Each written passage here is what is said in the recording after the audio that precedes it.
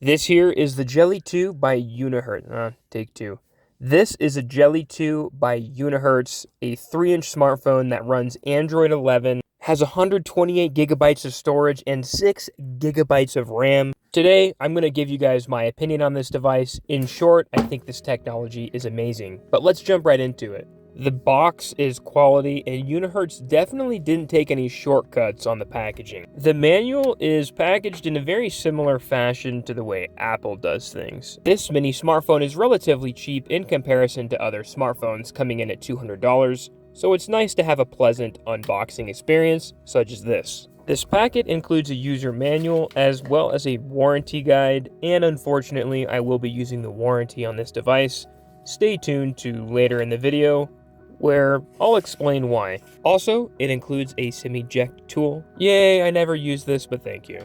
And unlike Apple, it has all of the essentials, including a charge block here, a screen protector, wow, going overboard here, as well as a lanyard, so you could put it on your keychain. I wouldn't do that, but hey, it's here if you need it. I appreciate the thought by Unihertz, unlike Apple. Now, it also comes with a charge cable. It's USB-C type, which I'm pretty stoked for. And the device itself, when you take it out of the packaging, it comes in a case already. I'm not a fan of the case, but in comparison to Apple, who will gouge you for a case for $100, I think it's pretty cool. The cell phone itself is a metallic bluish color, and when you turn it on, it has a pretty clean logo, that being of Unihertz. Love it. Once powered on, the screen is pretty clean and it's super responsive. CPU on this device is MediaTek Helio P60. The screen size is 3.74 inches by 1.94 inches. This phone is rad. On the back is a fingerprint sensor, the flashlight, and a 16 megapixel back camera. When we turn it to its side, we will see USB-C type charge port, emergency button, power on off switch, as well as the SIM tray. And on the bottom is a loudspeaker.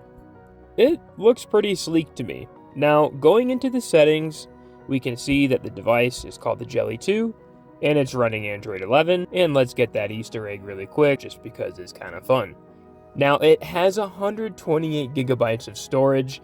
I have several larger applications installed, and it's only used 33 gigabytes, and it hasn't slowed the phone down at all. Now, let's put the camera to the test real fast. Take a few pictures of this Rayovac battery.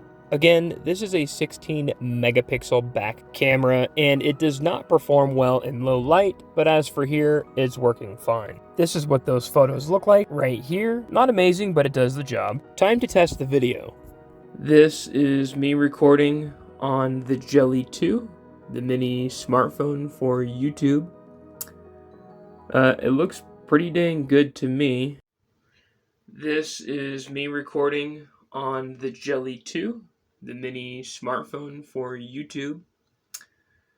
It looks pretty dang good to me.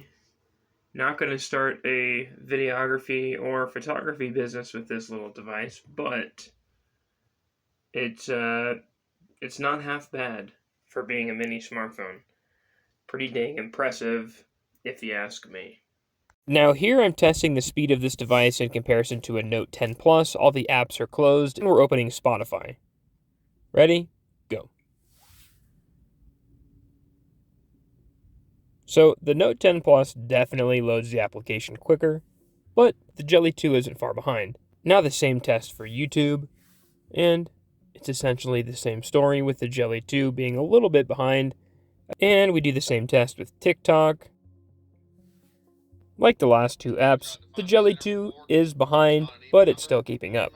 So comparing speeds of the Jelly 2 to a Samsung flagship, it's not that bad and actually keeps up pretty well.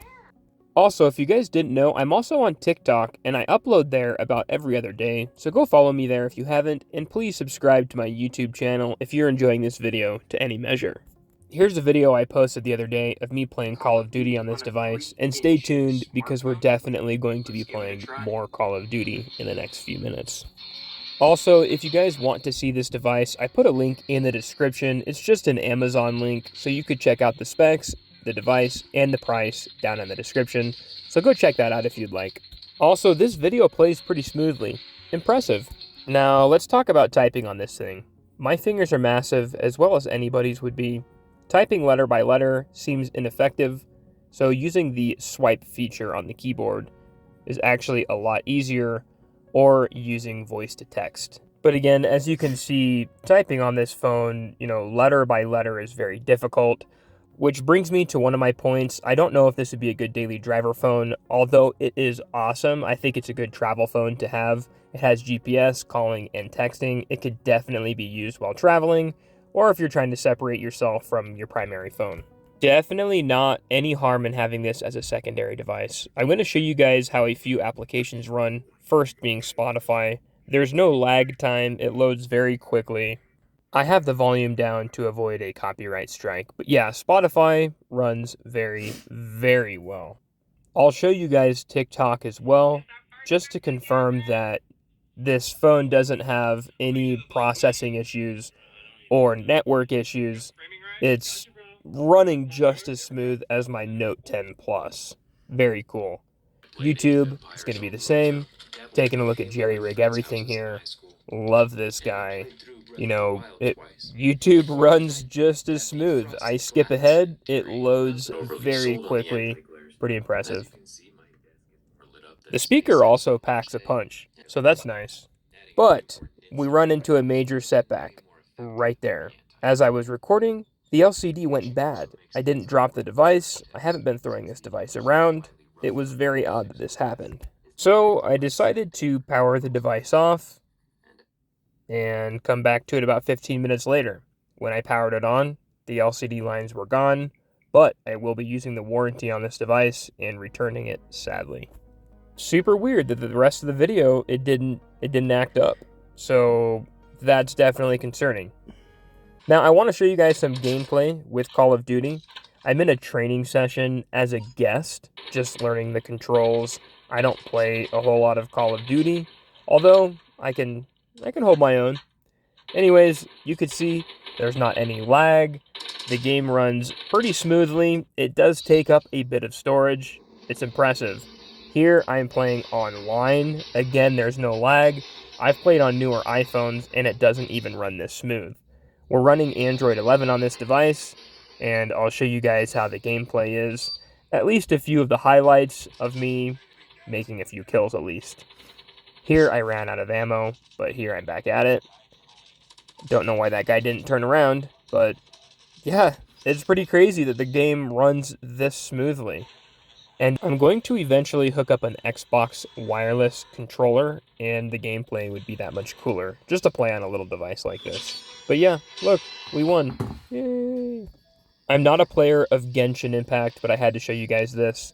I've tried this on several phones, including iPhones, and I couldn't even download the full game because Genshin takes literally like 13 gigabytes of storage, but this little device runs Genshin Impact just fine, which is pretty amazing. Sure, I'll use the warranty on this device for that screen issue, but I'm definitely going to get a replacement device because this thing is so dang cool. But yeah, runs Genshin Impact just fine. What do you guys think about that? Comment below what you think.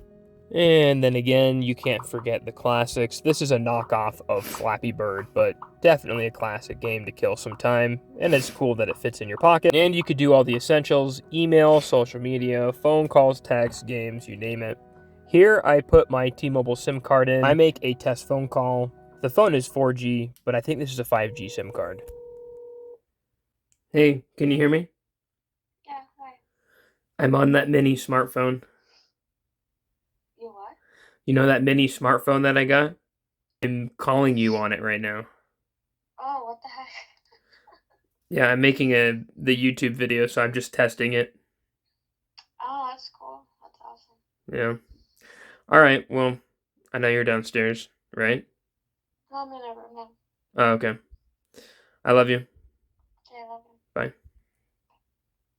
My wife was super excited to get that phone call at 6 in the morning. I also texted her here, and it works just fine as well. I had to blur out her name. I don't want you guys calling or texting my hot babe of a wife.